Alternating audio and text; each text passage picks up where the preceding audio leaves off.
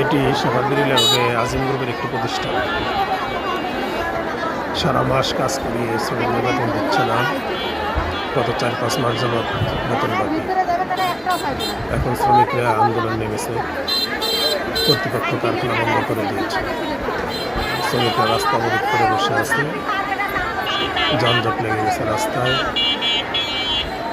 এদিকে উল্টো কর্তৃপক্ষের লোকজন প্রশাসনের পুলিশ নিয়ে আসছে, পুলিশ দিয়ে তাদের দমন করে।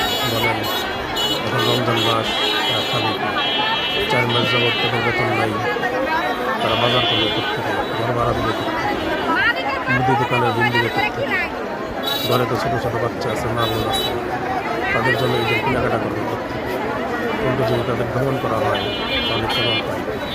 সবাই মতামত জানাবেন, ভিডিওটি শেয়ার করে দেবেন যাতে উপযুক্ত প্রশাসনের দৃষ্টিতে বিষয়টি বিচলিত হয়। সরকারকে বলব